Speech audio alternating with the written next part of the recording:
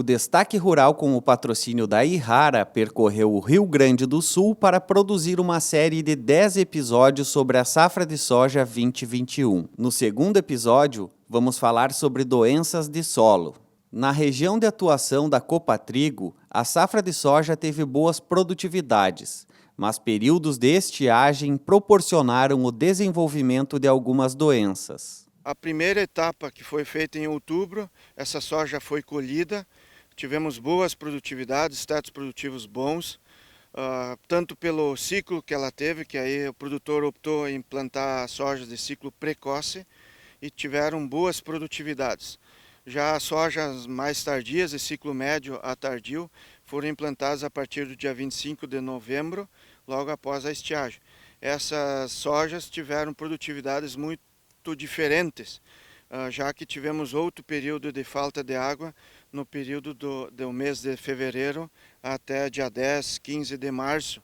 Isso afetou em algumas variedades de soja, em função do ciclo, a sua produtividade. Mas nós esse ano tivemos duas doenças bem significativas, que são doenças de solo. Uma é a fitóftora, atacou bastante a cultura da soja. Isto é em função dessa oscilação de precipitações e estiagem. E a outra doença foi a macrofumina, que foi na fase final agora, que é a retenção, principalmente a retenção foliar da soja, onde que ela mata a soja e prejudicou bastante a produção. Isso foi em função também, em função da seca e das precipitações que tivemos durante esse verão. Nós estamos em uma lavoura aqui em São Luís Gonzaga que demonstra muito a ação dessas doenças de solo. Percebe-se aqui umas manchas pretas em meio à lavoura e também os grãos são murchos, são menores, eles não tiveram um enchimento completo. Primeiramente a lavoura, como tu falou, né? Ela veio, fase inicial muito bem conduzida, ela veio bem, né? Aí tivemos um ano de laninha este ano, né? E devido às condições climáticas, né, no final de ciclo aí faltou um pouco de umidade nesta área, aí as doenças de final de ciclo apareceram, juntamente com essas de solo, né, de raiz, que pegou boa parte da lavoura, foi comprometida a produção, né. Então, como tu pode ver aí, aonde não deu a doença de raiz, essa doença que acontece no final do ciclo aí, está tendo uma boa produtividade. E nessas manchas aí a produtividade é muito pequena, muito bem considerável, né, a perda. E isso acaba puxando para baixo a produtividade total. Com certeza, tu não tem como fechar uma média numa área com doenças igual às outras que não tem, né? Então, tem áreas aí fechando médias 50, 60, 70, né? E áreas que apresentou a doença, tu fecha 40 e 30, então é bem considerável a diferença de produtividade. Segundo a pesquisadora Caroline Goulart, são 4 as principais doenças que afetam o sistema radicular da planta. Então aqui no nosso estado do Rio Grande do Sul, nós temos levantamentos, né, dos últimos 5, 6 anos que nos mostram que as principais doenças aí que acometem a cultura são Fusarium, Rhizoctônia, Phomopsis e mais recentemente Macrofomina. Então a gente tem dados, né, que nos mostram o aumento na incidência dessas doenças, tanto em sementes, em patologia de sementes, quanto as doenças que a gente realiza diagnóstico a partir da planta, já logo depois da emergência e também até o final do ciclo. Então a gente tem observado, né, no final do ciclo da cultura da soja, alguns sintomas e algumas características nas plantas que são justamente em função de danos de doenças radiculares que a gente teve no início do ciclo. Então, pensem comigo, uma planta onde a gente não teve o desenvolvimento de um sistema radicular adequado, no momento do final do ciclo, onde em algumas regiões do estado faltou chuva, essa planta vai sofrer e vai sentir muito mais do que uma planta com sistema vascular e sistema radicular intacto. Então, o que a gente observa é justamente isso, uma planta com danos de Fusarium, de Rhizoctônia ou da própria cancro da haste, onde a gente observa, se partir a planta no meio, né, abrir a sua haste, a gente vai observar o sistema radicular escurecido e esse sistema radicular e vascular escurecido, ele com certeza não vai ter uma absorção de água e de nutrientes adequada. Então, se essa planta passar por um período aí de estiagem de 1 ou 2 semanas seguidas, a gente vai conseguir observar no campo algumas manchas, né, onde vai ficar característico, né, a falta de água. Então as folhas vão murchar, a gente vai ter um abortamento, né, de vagens, justamente em função dessa baixa absorção de água. A compactação e a degradação dos solos, a gente nota que são 2 fatores que aumentam muito os problemas com fungos de solo, né? Então, pensar em manejar esse tipo de doença, precisamos pensar em sistemas de cultivo robustos que garantem uma melhoria na qualidade dos nossos solos. Melhoria na questão física, química e também biológica.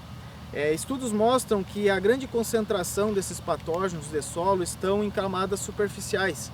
Então, se a raiz da planta se limita a essas camadas, é uma maior probabilidade do ataque, né? Então nós precisamos de condições físicas para que a raiz ultrapasse essas camadas, cresça mais em profundidade, de condições de biodiversidade biológica que com certeza ajuda na redução do ataque desses patógenos e também nas defesas da planta. E equilíbrio nutricional de uma maneira geral que está totalmente ligado às defesas da planta. E como é que nós vamos trabalhar essa melhoria de solo, né? Existem estratégias mais enérgicas, como por exemplo pensarmos uma subsolagem localizada naquelas áreas em reboleiras onde estão sendo mais atacadas, para tentar corrigir esse problema da compactação e também reduzirmos talvez a viabilidade das estruturas de resistência dos patógenos. Porém, estudos mostram que essas estratégias dão efeito mais a curto prazo e não garantem efeitos a longo prazo. Pensar a longo prazo, nós precisamos incluir no sistema plantas de cobertura, que medeiem volume, qualidade de palha, para mim pensar em aumentar matéria orgânica do solo. E também pensarmos em rotação de culturas menos suscetíveis, que me ajudam a quebrar os ciclos dos patógenos e também medeiem qualidade de palha e qualidade de sistema radicular, para mim aumentar a riqueza desse solo. Nós vamos pensar na qualidade de semeadura, extremamente importante. Aguardar o melhor momento para que eu tenha um bom arranque, né, de plantas vigorosas que vão se defender melhor desses patógenos, né, com sistemas radiculares bem desenvolvidos.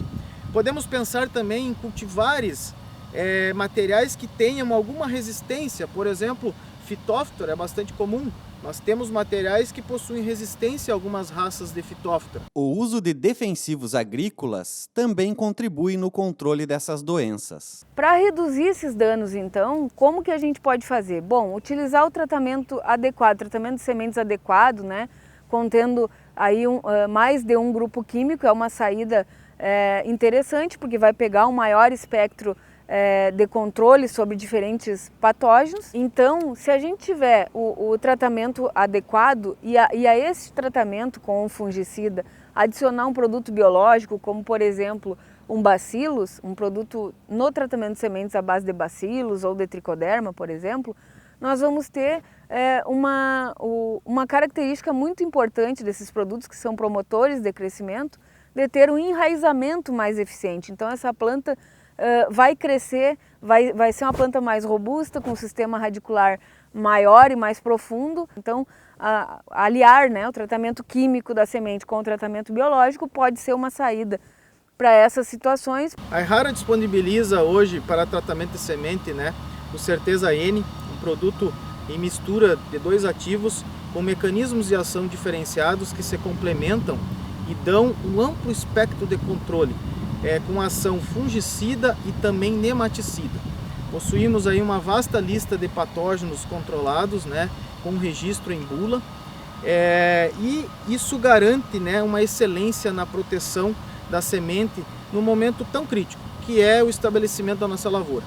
Certeza N possui uma excelência em termos de formulação, de recobrimento da semente, aderência, e é hoje, né, uma referência no mercado podendo ser utilizado em diversas culturas, não só na soja, no milho, nos cereais de inverno, no feijão, na canola, e com certeza aí é uma excelência na proteção das sementes.